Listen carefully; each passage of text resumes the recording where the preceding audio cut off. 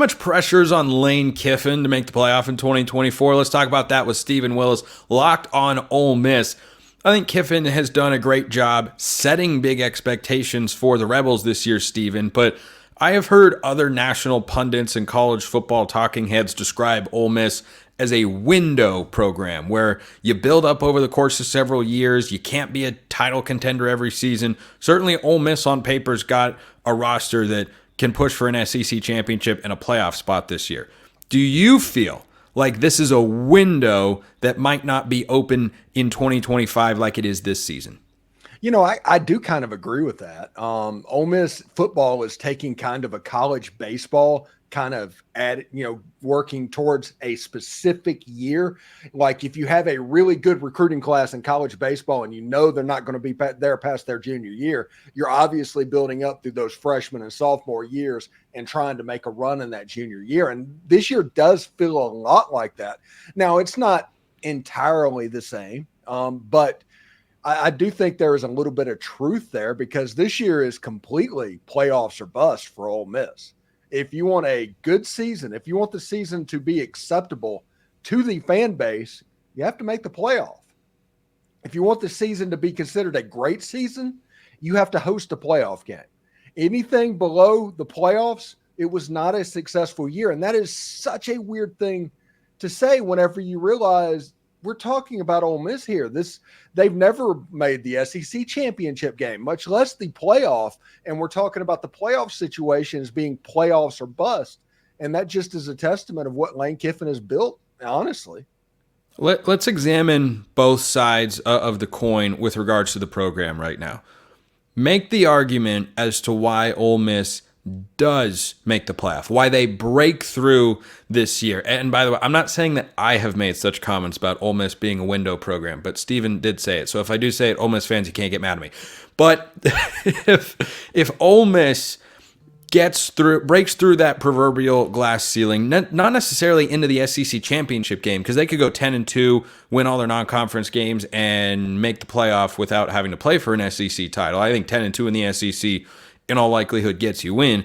If they have that season, go over that 9.5 win total, according to our friends at FanDuel, how does it play out on the field that's different from years past where they prove people wrong?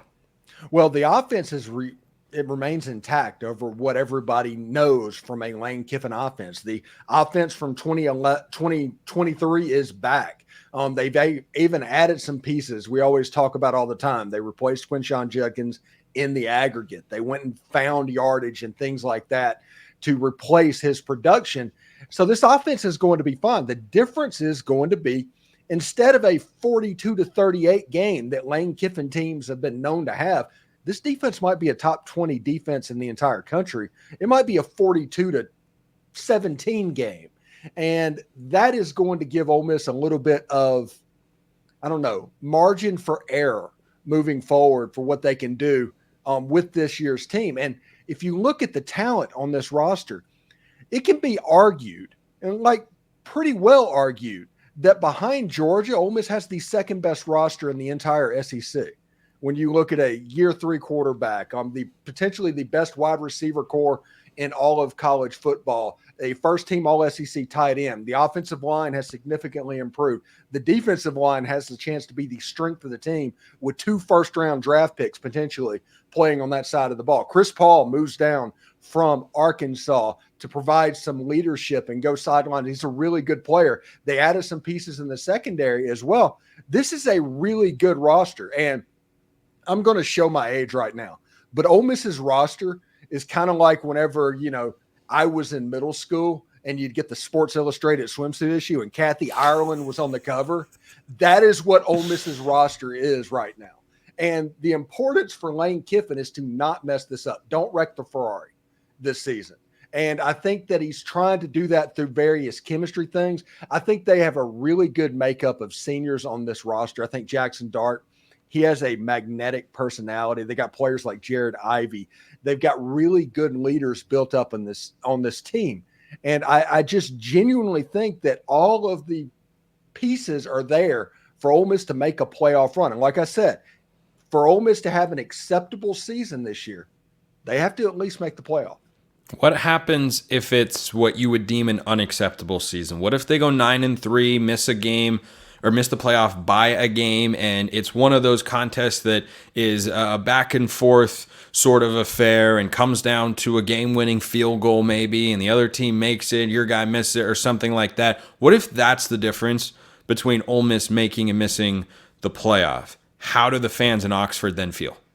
I think Kiffin takes a little bit of the blame if that happens. We've all put this up at this point. Somebody has to be the fall guy, and it's naturally going to be him.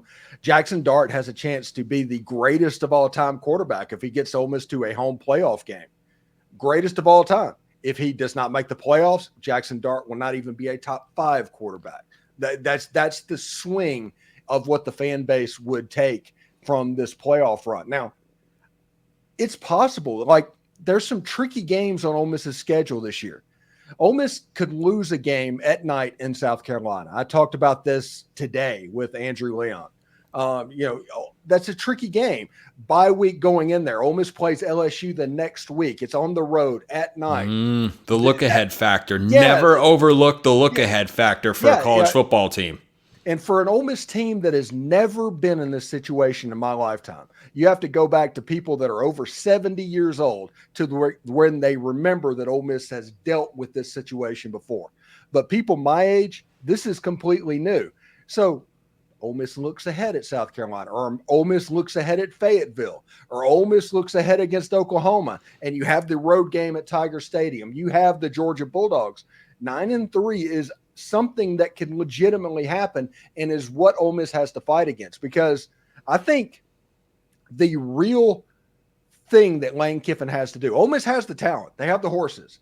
Lane Kiffin was brought in to get Ole Miss the horses to compete. That's why he was brought to Oxford, because that's as high as the powers that be at Ole Miss has ever done. They needed, let's get the guys to compete.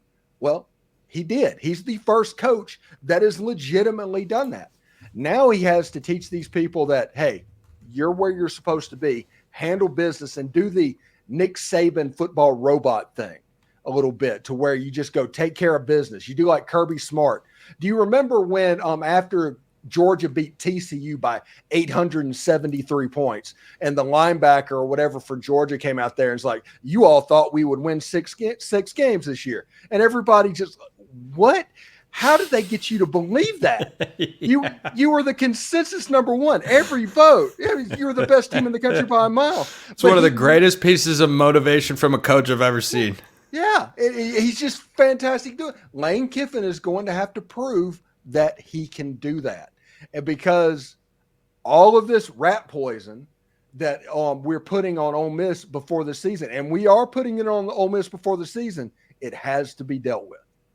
It's coincidental that you use the term horses that Lane Kiffin has brought in. As I look outside my office window, there are literal horses running around in the field. I see Walter Nolan going by. There's Jaxson Dart over there. Chris Hardy, the newcomer, he's joining. And if you think I'm making this up, no, there are literal horses out where I am looking right now. Steven Willis, Locked On Ole Miss. I want to get you one very, very quick final thought here.